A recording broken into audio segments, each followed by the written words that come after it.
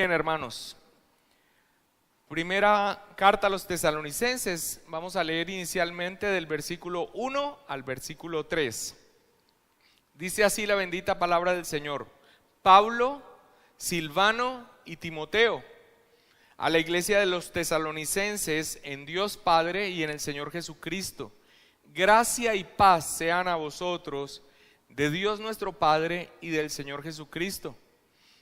Damos siempre gracias a Dios por todos vosotros, haciendo memoria de vosotros en nuestras oraciones, acordándonos sin cesar delante del Dios y Padre nuestro de la obra de vuestra fe, del trabajo de vuestro amor y de vuestra constancia en la esperanza en nuestro Señor Jesucristo.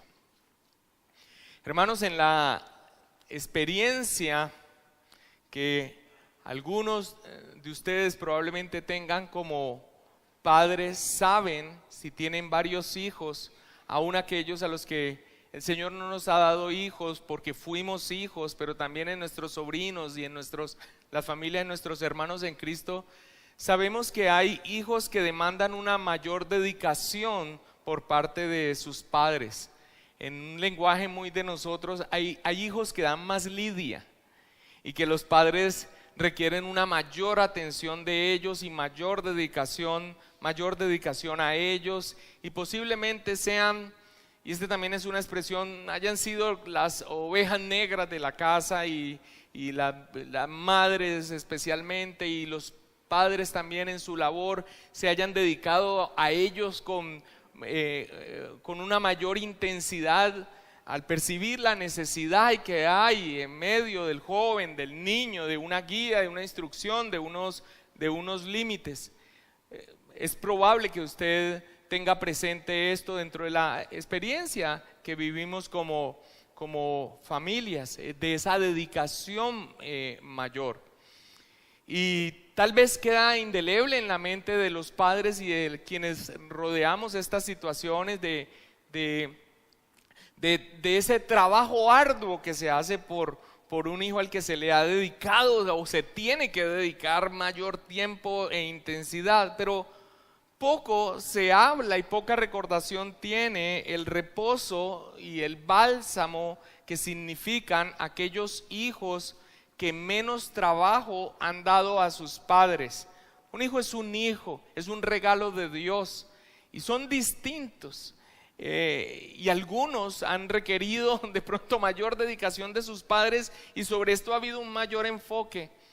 Sin embargo, aquellos hijos que han requerido menos trabajo de sus padres también tienen un elemento especial para ellos, y es que un hijo que por la providencia del Señor, por su gracia común, y si han llegado a los pies de Cristo por la obra que Dios ha hecho en ellos, han dado menos lidia, también han traído reposo, han traído bálsamo. Es algo que también es especial para los padres.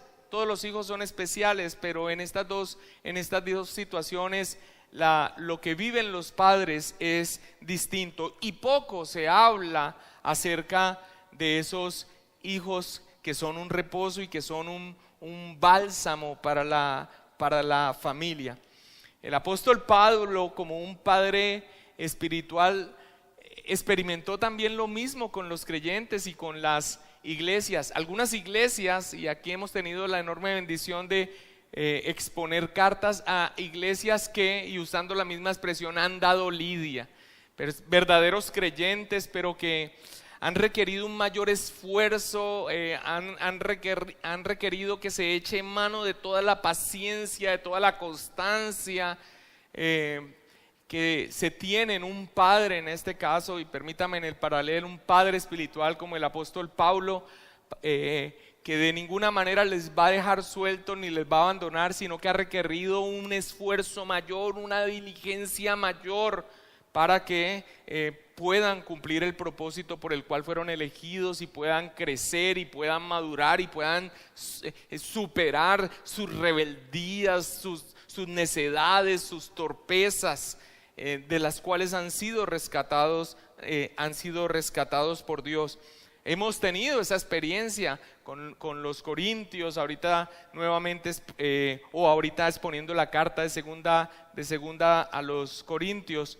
Pero debió haber sido también una experiencia refrescante para el apóstol Pablo ministrar también a otro grupo de creyentes que con el paralelo que hacemos de los hijos no dio tanta lidia. Es más, que posiblemente, y lo vemos entre líneas cuando vemos una carta como los Tesalonicenses, primera y segunda de Tesalonicenses, o como cuando vemos una carta a los Filipenses, esos hijos que fueron un bálsamo para el ministerio del apóstol Pablo en medio de esas pesadas responsabilidades que él tuvo. ¿Por qué? Porque por la obra soberana de Dios crecieron rápidamente, se afirmaron rápidamente, no dieron tantos problemas, fueron creciendo en madurez. Su comprensión sobre las verdades fundamentales de la Escritura fue más clara y aunque no son perfectos, como lo mencionamos en la introducción a la primera carta a los Tesalonicenses, eran iglesias destacadas. Estas iglesias de Macedonia fueron un refrigerio, haciendo este paralelo que hemos mencionado para el apóstol Pablo, como un padre espiritual que suma, por ejemplo, a todo el listado de sufrimientos que como siervo de Dios experimentó en su ministerio, suma uno al final de uno de estos listados, suma uno que pesa sobre sus hombros probablemente de una manera más intensa que los latigazos, los naufragios, los falsos hermanos, las acusaciones, y es aquello que él exclama: y además de otras cosas, lo que sobre mí se agolpa cada día, la preocupación por todas las iglesias. Las iglesias de Macedonia, los filipenses, los tesalonicenses, tienen que haber sido una experiencia refrescante para el apóstol Pablo en su ministración. En la carta nosotros vemos cómo se refleja ese gozo del apóstol Pablo, incluso en esta salutación inicial y en este principio de la carta. Este principio de la carta está lleno de elogios, está lleno de reconocimientos. En ello el apóstol Pablo no ahorra palabras para expresar lo que es testimonio no solamente para él, sino para toda la región de Macedonia, y es la obra poderosa que Dios ha hecho en ellos y cómo ellos han dado un fruto que, como lo expresamos en la introducción, es sorprendente, y por la pura gracia y soberanía de Dios, tan solo 3 semanas estuvo el apóstol Pablo con ellos, y sin embargo ya dan un testimonio, un fruto tan sólido que realmente describíamos como esta iglesia como sorprendente. Y en la introducción que dimos, y en esto también lo seguiremos hablando, entendemos que no se trata de exaltar a los hombres, sino que a Dios le plació, y toda la gloria y toda la honra es para el Señor, aún por esos frutos de los tesalonicenses. Así inicia la carta. Esta carta inicia llena de elogios, llena de reconocimientos, pero esto, lejos de parecerse a las vanas lisonjas que utiliza el hombre natural para congraciarse con otro del cual quiere obtener algo, vamos a ver que no se trata de la adulación hipócrita, interesada, que es algo frecuente en el mundo. Aquí el apóstol Pablo realmente está numerando una serie de virtudes, un testimonio, un fruto de una iglesia realmente especial, realmente especial. Y sobre esto el apóstol Pablo, sobre esto de que esto que está dirigiendo al principio no se trata de una adulación, no se trata de una lisonja, no es un cepillo para caerles bien.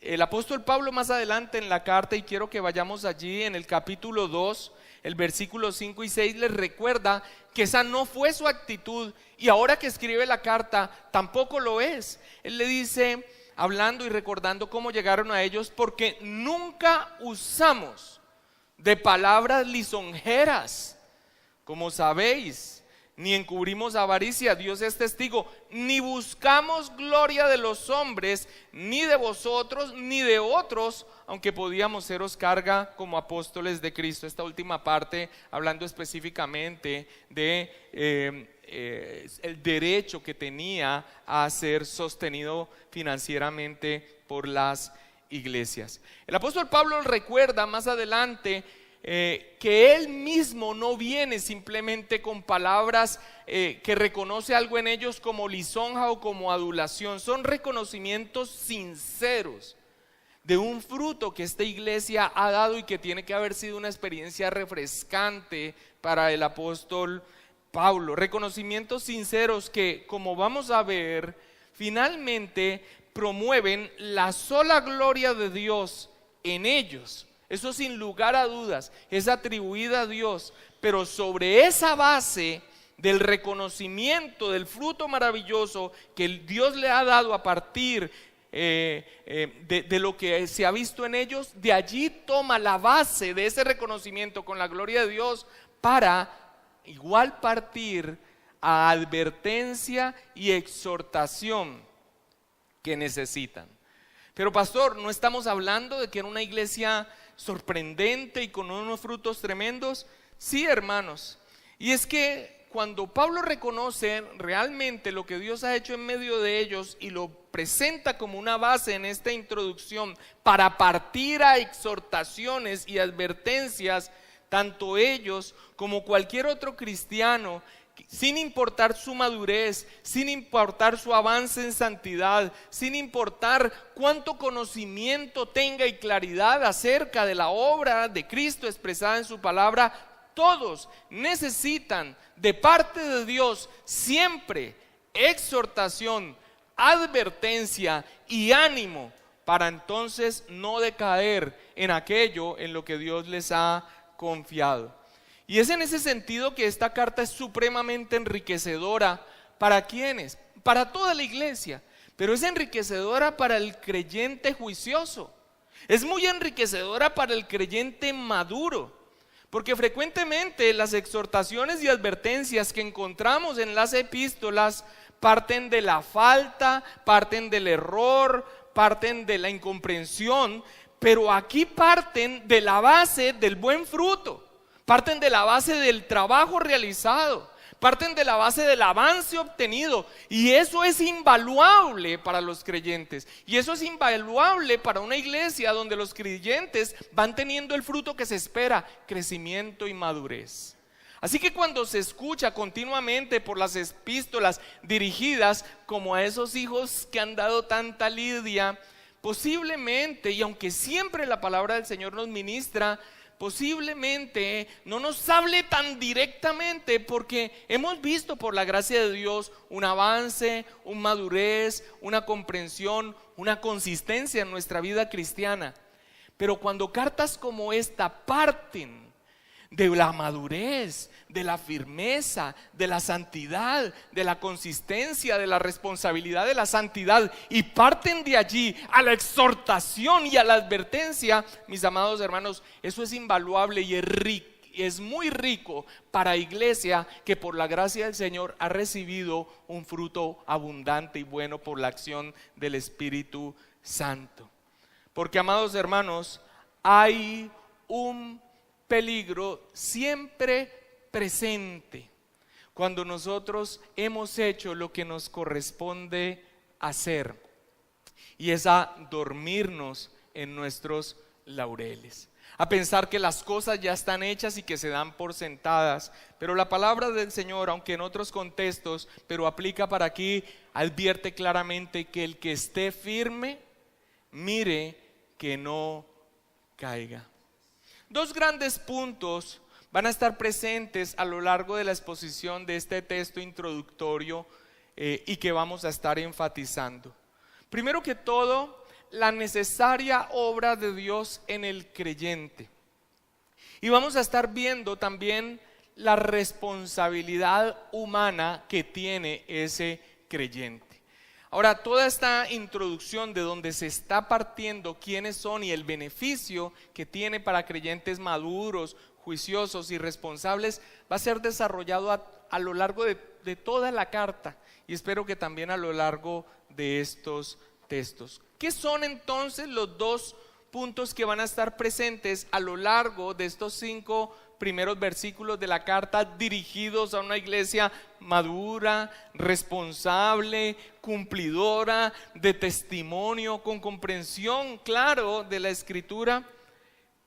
La necesidad que ellos tuvieron y que tiene todo hombre de una obra sobrenatural de Dios en sus vidas, y hecha esa obra, la responsabilidad que tienen a partir de allí.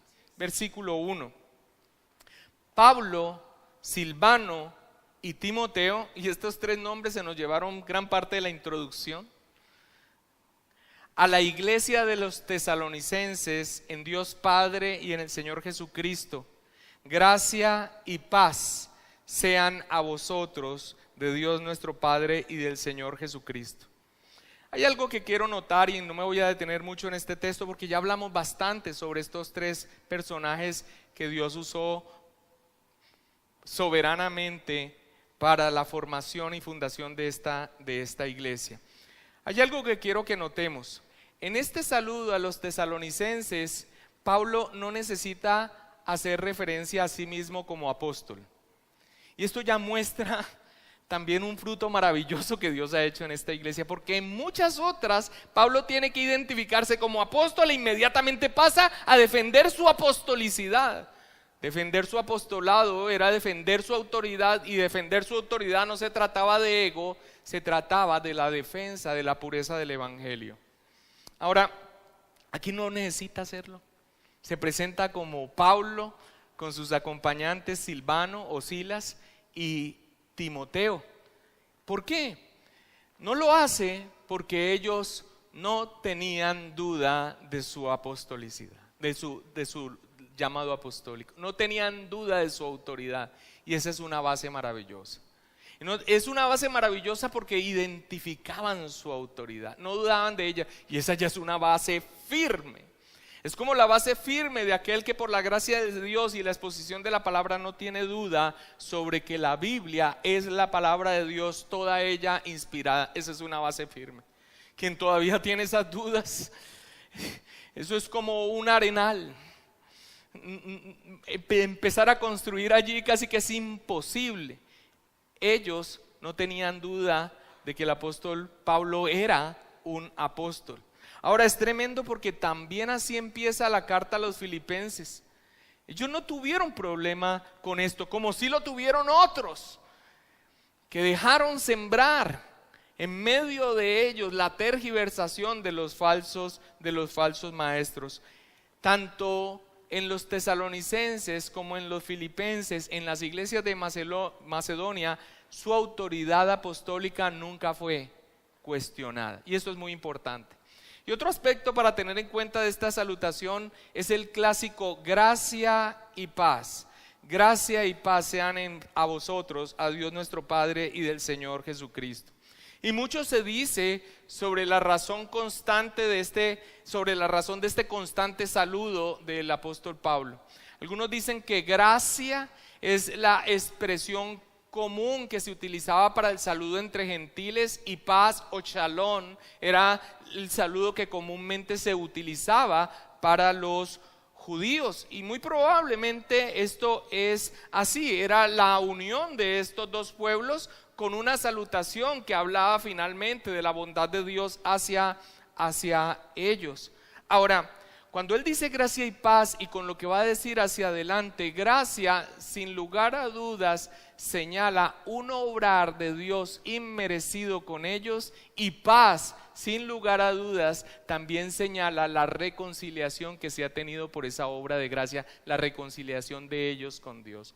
Ha sido por la gracia de Dios, y ha sido la paz que inunda al creyente de saberse reconciliado con Dios. Este es un saludo clásico del apóstol Pablo, pero que definitivamente tenía que ver también con su obrar en ellos. Muy bien, y el versículo 2 dice: damos siempre gracias a Dios por todos vosotros, haciendo memoria de vosotros en nuestras oraciones, acordándonos sin cesar delante del Dios y Padre nuestro. Y aquí se ve claramente el primer punto que dijimos que íbamos a destacar: la obra de Dios. ¿A quién da gracias el apóstol Pablo en su carta a los tesalonicenses? ¿Da gracias a quién? A Dios. El agradecimiento va dirigido a la fuente de todo lo que a continuación se va a reconocer en los tesalonicenses. Dios. A Él va dirigida las gracias. Es Dios. Dios es el origen de lo que a continuación vamos a señalar, de las virtudes, de la diligencia, del trabajo, de la persistencia. Es a Dios a quien el apóstol Pablo exalta. Y esto es muy importante también cuando nosotros veamos el obrar de Dios en nuestra vida, en nuestra madurez. Debemos tener siempre presente que somos lo que somos por la gracia de Dios. Y que si hay algo que podemos decir aquí en el interior y tal vez nos guardamos las palabras, porque sabemos que debemos ser prudentes aún con lo que pensamos de nosotros mismos, es tener siempre presente que si vemos algún tipo de fruto, la fuente de ese fruto, el origen de ese fruto, de donde ha brotado la savia para que ese fruto dé, es nuestro Dios. Damos siempre gracias a Dios por todos vosotros. El agradecimiento es para Dios, porque Dios es el que en vosotros produce así el querer como el hacer por su buena voluntad. Dice Filipenses 2:13. También la palabra del Señor dice: os haga aptos para toda obra buena, para que hagáis su voluntad. Y mire lo que dice: haciendo Él en vosotros lo que es agradable delante de Él por Jesucristo, al cual sea la gloria por los siglos de los siglos. Amén. ¿Resististe la tentación? Bendito sea el Señor. Aquella situación en la que estabas cayendo frecuentemente está siendo superada por la administración de la palabra, por una decisión firme que sabes que brota del Espíritu Santo. Aquí la Escritura dice: haciendo Él en vosotros lo que es agradable delante de Él por Jesucristo. Toda la gloria es de nuestro Dios. Alguien describió en el aspecto de la salvación, pero es un paralelo también en el resultado en nuestra vida, que toda descalificación de parte de Dios es a causa de nuestra responsabilidad que tenemos, de nuestro estado. Pero que toda aprobación de parte de Dios para nosotros viene de su iniciativa y del obrar que ha hecho en nosotros. Así que hay algo maravilloso en nuestra vida cristiana. A Dios sea la gloria. Hay algo en lo que estás fallando, tú eres el responsable. Eso es lo que la Escritura recalca continuamente. Y saber que toda la gloria es para Dios nos mantiene humildes, pero aceptar nuestra responsabilidad nos impulsa continuamente a ser dependientes de Él y vigilantes con nosotros mismos. Los mismos apóstoles mencionaban de sí mismos en su testimonio, no que seamos competentes por nosotros mismos para pensar algo como de nosotros mismos, sino que nuestra competencia proviene de Dios. El agradecimiento entonces va a aquel que es la fuente de todo lo que se va a mencionar, del buen fruto y del testimonio de esta iglesia especial. Es Dios a quien en oración dan gracias por ellos, y es delante de Dios que continuamente traen a memoria a los hermanos tesalonicenses. ¿Han hecho cosas buenas? ¿Han madurado en la fe? ¿Han cumplido su palabra? ¿Están haciendo su trabajo? Todo esto viene en oración a ellos y ellos lo traen a memoria delante de Dios. Ellos están presentes, pero ellos están dirigiendo su vista a quien realmente es el que está obrando en medio de ellos, y es nuestro Dios. Hermanos, la importancia de recordar la fuente para no caer en aquello que es el origen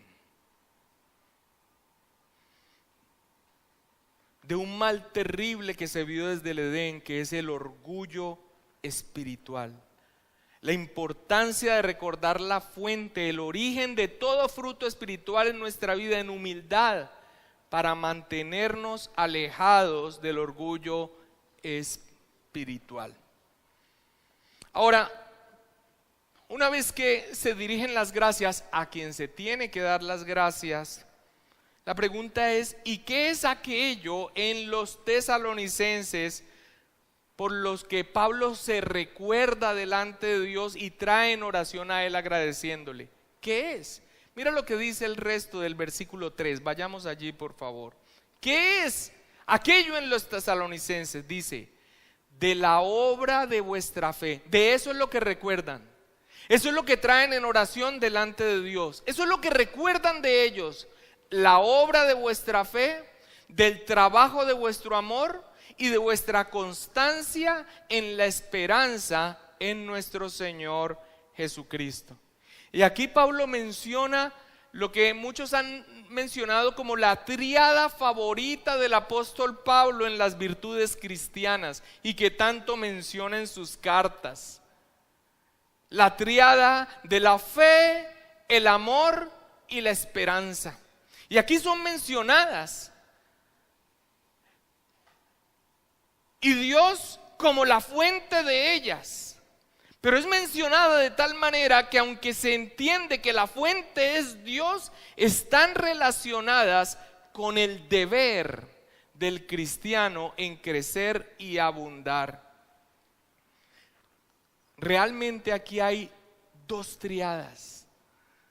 La tríada de las virtudes que solamente brotan en aquel en que Dios ha obrado, pero también una tríada de resultados en el creyente que finalmente tienen que ver con la responsabilidad de cada creyente.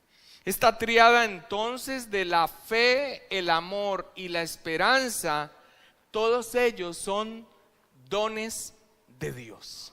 Ninguno de ellos brota de manera natural en el hombre que no ha nacido de nuevo. Es por ello que esta tríada recuerda entonces el obrar de Dios en ellos. La fe. Amados hermanos, la fe no brota del hombre separado de Dios. La fe no brota del hombre muerto en delitos y pecados. El texto clásico, y quiero que vayamos allí, Efesios capítulo 2, versículo 8, y quiero que vayamos allí porque a veces damos por sentado que con el avance de la iglesia tal vez todos hemos ido continuamente allí, pero probablemente algunos nunca han ido a este maravilloso texto, o tal vez lo hayan olvidado. Efesios capítulo 2 versículo 8, el apóstol Pablo sobre la salvación dice: porque ¿por qué? Por gracia sois salvos por medio de la fe, y esto no de vosotros, pues es don de Dios. Confías plenamente en el Señor Jesucristo para salvación. Confías plenamente en lo que el Evangelio anuncia, Cristo Jesús, el Verbo encarnado como nuestro Salvador. Esto proviene de Dios. Es algo que Dios te da. Tú no has creído por ser más perspicaz. Tú no has creído por ser mejor, tú no podías creer. Aunque muchas personas, basados en su experiencia subjetiva, partiendo de lo que ellos aprecian, no, pero sí fui yo. No, pero yo fui el que caminé, yo fui el que acepté la invitación. Pero nosotros no partimos de las conclusiones de verdad sobre nuestra experiencia, sino sobre lo que la palabra del Señor dice, y a través de ella analizamos nuestra experiencia. Y lo que la palabra del Señor nos dice es que esto no es de nosotros, sino que es un don de Dios. Sí, yo fui el que creí, pero si creí fue porque Dios me regaló, me dio ese regalo. Esa es la primera tríada. la fe, la plena confianza en la bendita persona de nuestro Señor Jesucristo, en quién es Él, en su obra y en lo que significa para nosotros los creyentes. El segundo punto de la tríada es la esperanza. La esperanza en un sentido que muchos no la tienen en la palabra del Señor. La esperanza de la que se habla aquí como ese fruto que Dios da es en el sentido de una anhelante expectación y certeza de nuestra eternidad. Es una certeza de nuestra restauración futura, de la aplicación plena de las bendiciones ganadas por nuestro Señor Jesucristo en su obra redentora, de la expectativa perseverante de recibir su herencia eterna y de ver la gloria futura de Cristo Jesús y nosotros en Él por la eternidad. De eso es lo que habla la esperanza. La esperanza sólida que queda para el creyente. Lo que realmente aguardamos es la manifestación gloriosa de la plenitud de las bendiciones que Cristo ganó para nosotros cuando nuestros cuerpos y todo nuestro ser se ha restaurado a perfección para siempre con Él.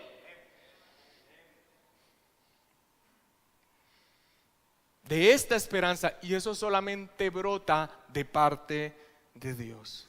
Justificados pues por la fe, tenemos paz para con Dios por medio de nuestro Señor Jesucristo, por quien también tenemos entrada por la fe a esta gracia en la cual estamos firmes y nos gloriamos en la esperanza de la gloria de Dios. Con la fe, que es un regalo de Dios, viene en el verdadero creyente una firmeza de lo que nos aguarda, una esperanza, una certidumbre acerca de lo que nos aguarda en Cristo Jesús. Y la otra parte, el tercer punto de la tríada que solamente viene de parte de Dios es el amor. Pastor, pero los no creyentes también aman. Pero en el sentido bíblico de darse al otro en una negación por sí mismo, solamente un verdadero creyente. ¿Cuántas veces nos vimos a nosotros mismos por un afecto y por un gusto a otra persona? Y ahorita en Cristo nos podemos dar cuenta que nuestras motivaciones eran nosotros mismos. El verdadero amor que Dios ha dado a los creyentes, que incluso no solamente lleva el amor a unirte a una persona, es la firme determinación de darte al otro y de incluso cubrir todas las falencias que esa persona tiene. Es un amor que viene de Dios mismo. ¿O por qué crees que Dios te ama? Porque así lo ha determinado. Es darse al otro. Esto es imposible para el hombre natural. En esto consiste el amor, dice el apóstol Juan.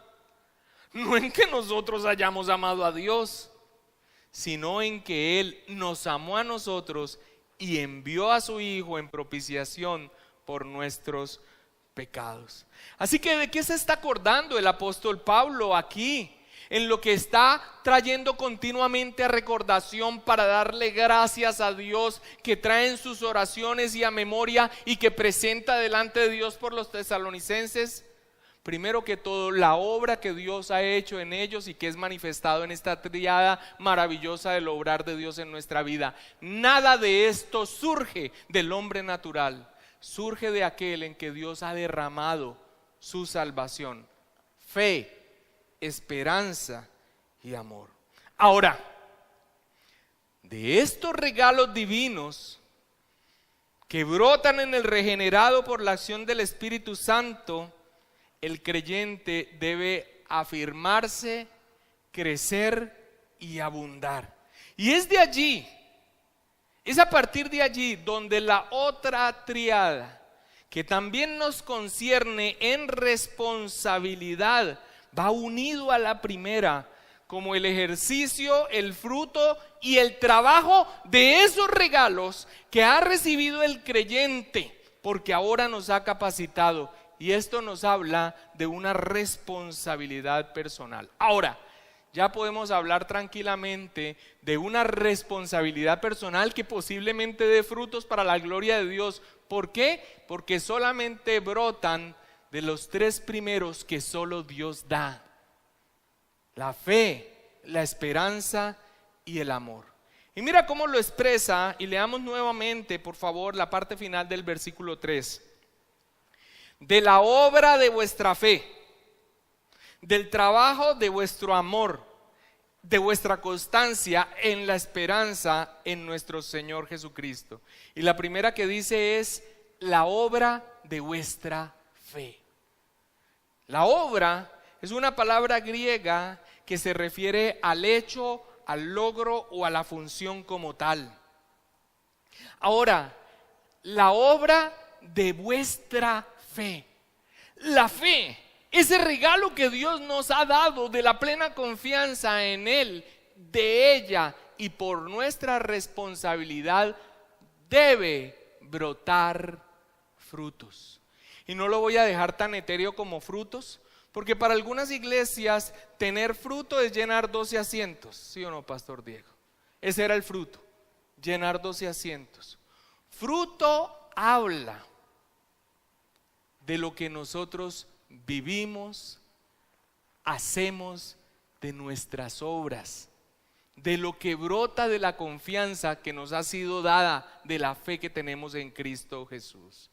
Mira que en el primero, cuando dijimos que la fe es un regalo de Dios y citamos Efesios 2, 8 y 9, mira lo que dice el versículo 10 de Efesios 2, vayamos allí. Como un resultado de esto que el apóstol Pablo dice de la fe, que esto no de vosotros, sino que es un don de Dios para que nadie se gloríe. El versículo 10 continúa diciendo, de Efesios 2:10 dice, porque somos hechura suya, creados en Cristo Jesús, ¿para qué? Para buenas obras, las cuales Dios preparó de antemano para que anduviésemos en ella. Y este es el primer elemento de esa segunda tríada que brota de la primera, cuya gloria es de Dios, que solo Dios hace en nosotros, que recibimos como un regalo, pero esto ya concierne a nuestra responsabilidad. La salvación que Dios nos ha dado por pura gracia debe producir necesariamente una conducta santa. La fe, como un don divino de salvación, debe producir acciones justas en la vida de los redimidos. El texto clásico, que solo vamos a citar, de Santiago 2, la fe sin obras es muerta. Ahora, la fe sin obras es muerta, no es que haya una fe que sea muerta, es que no hay fe. No hay fe. Es por esto que algunas personas no entienden por qué no nos paramos desde este púlpito a empezar a dar una enseñanza moralista, qué debes hacer, qué no debes hacer, y a poner como ciertas reglas que tú tal vez podrías cumplir externamente, pero que si no brotan de un corazón transformado no significan nada para Dios.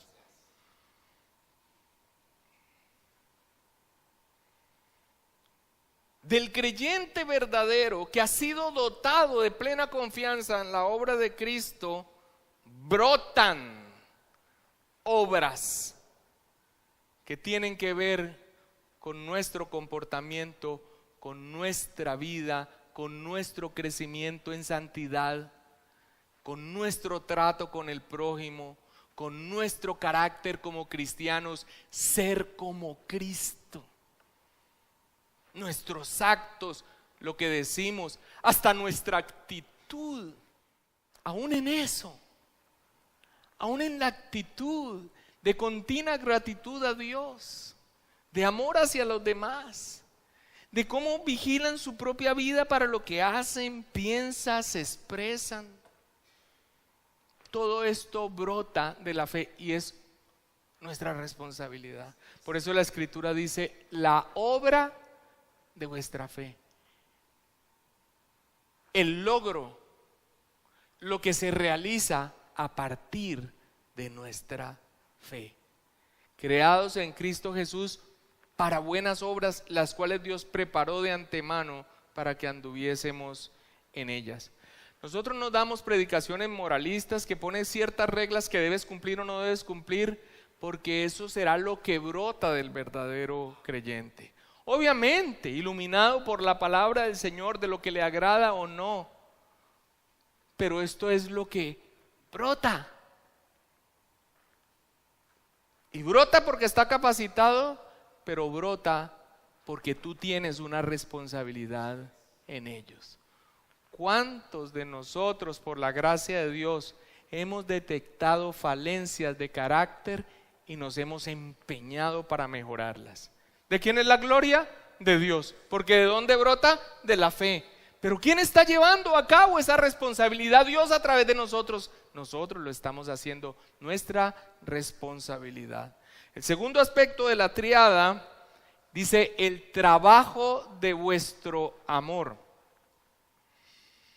Y la palabra que se da aquí de trabajo originalmente denota la clase de trabajo duro, agotador y arduo, hecho hasta el punto de la extenuación. Es una palabra que denota un esfuerzo que consume las energías de la persona hasta el máximo nivel. ¿Y de qué es que está hablando? Del trabajo de vuestro amor. Porque, amados hermanos, amarnos entre nosotros, pecadores, redimidos, pero pecadores, no es fácil. Por eso, tú no puedes confundir el amor que procede de Dios con la afinidad que tienes con ciertas personas. El amor que nos ha dado Dios es la capacidad que nos da para hacer un trabajo que es arduo. Mis hermanos, la verdad es que para tener un amor entrañable entre nosotros requiere esforzarnos. Requiere la tolerancia, requiere la paciencia, requiere el esfuerzo, requiere el trabajo que nos deja extenuados, en donde el camino más fácil es, ¿sabes qué? Más bien de lejitos. Sin embargo, este no es el fruto que se espera del amor que Dios nos ha dado. Mira cómo el apóstol Juan incluso identifica al verdadero creyente con ese trabajo que se hace. Nosotros sabemos que hemos pasado de muerte a vida. ¿En qué? En que amamos a los hermanos. El que no ama a su hermano permanece en muerte. Está tan ensimismado, tan centrado en sí, lo que me hicieron, lo que no me hicieron, lo que yo siento, cómo me miraron, cómo no me dieron, cómo me hablaron, cómo no me hablaron, tan centrado en sí mismo. Probablemente haya recibido el amor de Dios, pero no está haciendo el trabajo. Y no es fácil amarnos. Por eso la palabra es clave. Y los tesalonicenses lo estaban haciendo. Adelantémonos un poco más al capítulo 4, versículo 9 al 10.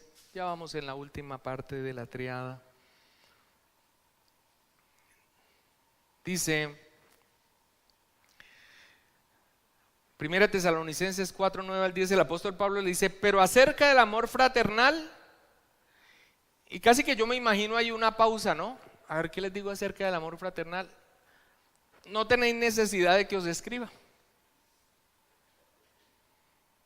porque vosotros mismos habéis aprendido de Dios que os améis unos a otros. Y también lo hacéis así con todos los hermanos que están por toda Macedonia.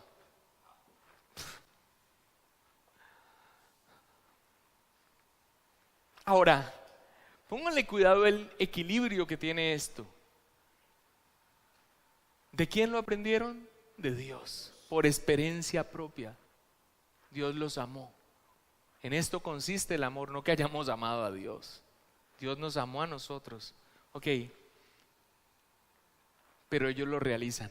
Y es tan tremendo que la carta dice que el apóstol Pablo no tiene nada que decir, ni siquiera la conversión de ellos, porque ya todo el mundo da testimonio de lo que los tesalonicenses le han dicho. 3 semanas de ministración de Pablo haciendo una labor donde Pablo va a hablar acerca de algo que Dios ha hecho en medio de ellos y sí, ya se ha dado testimonio. Esa gente es especial, son tremendos, el amor por toda la zona. Y eso lo que nos permite es un equilibrio, porque nos muestra el buen trabajo, pero finalmente apunta quién es el origen y la fuente de ello: nuestro amado Dios. La fe de nuestra parte exige trabajar en ella, obras. El amor de nuestra parte exige una extenuación en esa labor, un trabajo duro, agotador, de amar al hermano, no porque tiene algo por el que brote de mí amor directamente, que probablemente haya aspectos de carácter que nosotros reconocemos, sino como una determinación, porque Dios mismo nos ha amado y nos ha capacitado. Y finalmente dice: la constancia en la esperanza. La perseverancia de los santos, nosotros sabemos que es algo que proviene de Dios mismo. Es Dios el que nos preserva en la fe por el poder del Espíritu Santo, pero requiere de nuestra parte una constancia en ellos. Vamos por favor a Hebreos y vamos a ver 2 textos para terminar entonces esta segunda triada. Hebreos 3, versículo 6 dice: pero Cristo como hijo sobre su casa, la cual casa somos nosotros, si retenemos firme hasta el fin la confianza y el gloriarnos en la esperanza. Y más adelante en el capítulo 10, versículo 23 dice: mantengamos firme sin fluctuar la profesión de nuestra esperanza, porque fiel es el que prometió. Requiere entonces una constancia en mantener en nuestra mente lo que nos aguarda, la esperanza que Dios nos ha dado de una redención futura, pero mantener en nuestra mente, levantando nuestros ojos a la eternidad por encima de este peregrinaje y de este trasegar. Es nuestra responsabilidad. Si dependiéramos de ello sería terrible. Dios es el que nos mantiene, pero exige de nosotros una constancia en ello. Los tesalonicenses perseveraban fuertemente en la esperanza que tenían del regreso de Cristo y el cumplimiento de las promesas, a tal punto que incluso después tiene que corregirlos porque se excedieron en ello. Ahora, Pablo, de todo esto, de una fe en la que ellos han dado frutos, de un amor en la que han sido esforzados y de una esperanza en la que han sido perseverantes, afirma al final del versículo 3 que todo esto ha sido en nuestro Señor Jesucristo, o sea, en unión con Él, o sea, una afirmación de su verdadera conversión, que son creyentes, porque Él es la vid, ellos son los pámpanos, y como están unidos a Él, han dado el fruto esperado, se han esforzado en ello, pero toda la savia para la capacidad de hacerlo viene de Dios. Y esto es lo que hace esa afirmación, su conversión real, afirma su conversión real. Es una afirmación de que ellos realmente son de Cristo. Y también afirma un resultado de madurez por su diligencia. Versículo 4. Después de citar todo esto, el apóstol Pablo dice: porque conocemos, hermanos amados de Dios, vuestra elección. Y aquí nos toca hacer la pregunta clásica: Pablo, ¿y cómo sabes que ellos son elegidos de Dios? ¿Cómo sabes que son elegidos verdaderamente de Dios?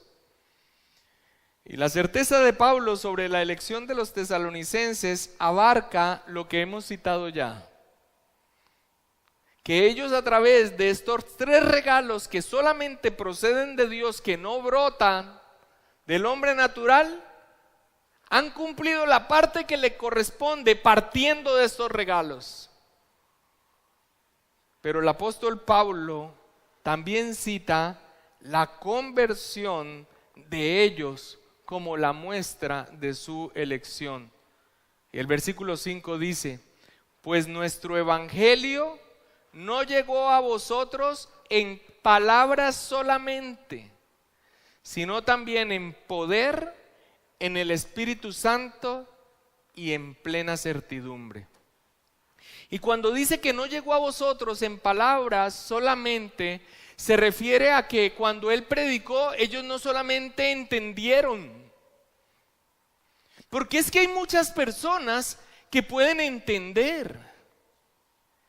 Y no solamente pueden entender ante la noticia que les ha sido dada en el Evangelio, sino que pueden hasta asentir, o sea, estar de acuerdo.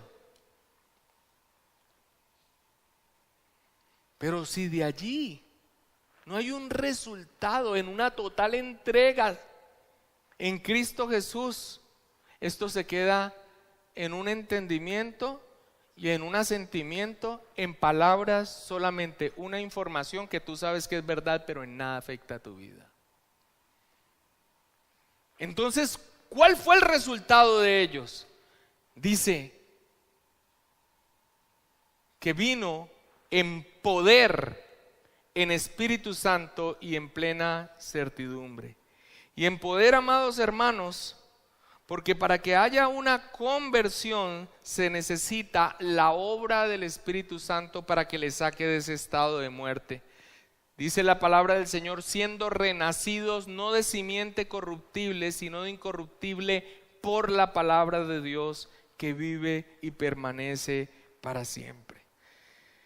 Sin importar la erudición que podamos tener al presentar el Evangelio, la lógica convincente, la retórica, el estilo de comunicación claro, hasta interesante, si la predicación del Evangelio, la verdad hablada, no llega con el poder de Dios, no logra nada. Tú no conviertes a nadie. Tú predicas el Evangelio y descansas en el Señor. Y esa es la desilusión que muchos tienen. Porque han predicado el Evangelio, pero piensan que es su responsabilidad la conversión del otro, y a veces se lleva a tuntún a las personas. Es casi que una fuerza que uno hace para que ojalá la persona sea convertida. Nuestro trabajo es presentar correctamente el Evangelio y orar a Dios para que actúe. Y cuando Él actúe, habrá una obra de poder. Será notoria. Y no tendrás que traerlo a tuntún, casi obligado. Habrá una respuesta de la persona, no encontrará otro camino. Eso es lo que anhela, eso es lo que desea, se deleita en la bendita palabra de Dios, en la comunión con los hermanos, anhela su santidad, le duele su pecaminosidad. Esa es la obra de poder. Nuestra labor, predicar el Evangelio correctamente, pero no llevar sobre nuestros hombros a quien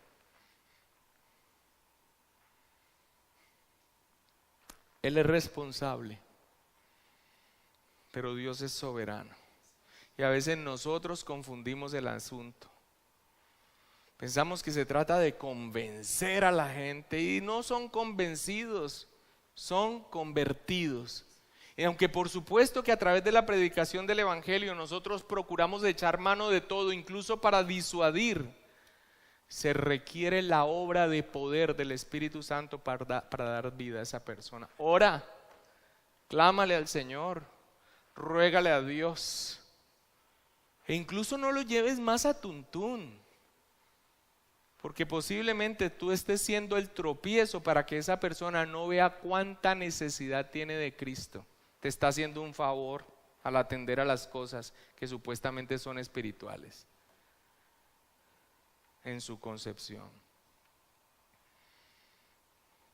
Las palabras estériles, dijo alguien, de la sola verdad, no importa cuán bien presentadas, no pueden penetrar la ceguera y la muerte espiritual, porque el reino de Dios no consiste en palabras, sino en poder.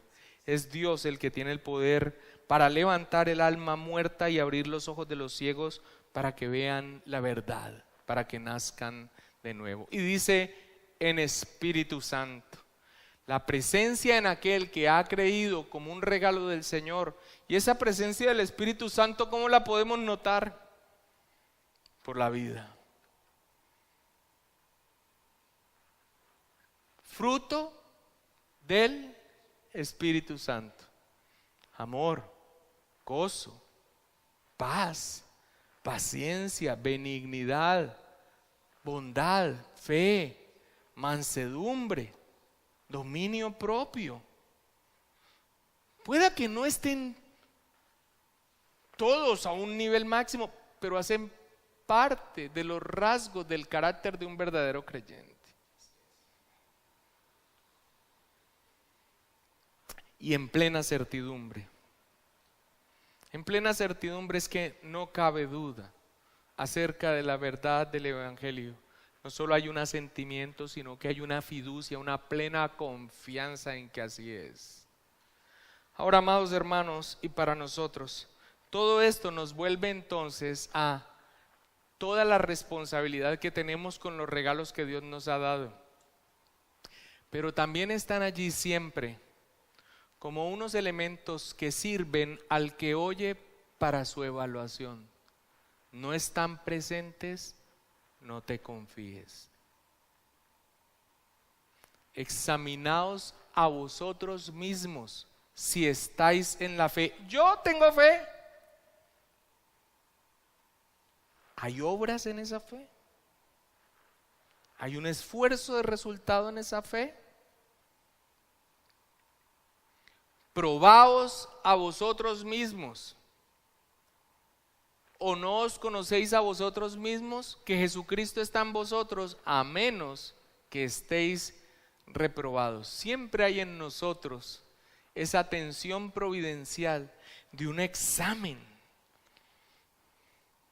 De un examen que hace que nos postremos nuevamente ante Dios y decir: Señor, esta inconsistencia, pero no, yo confío plenamente en ti, quiero agradarte, ayúdame.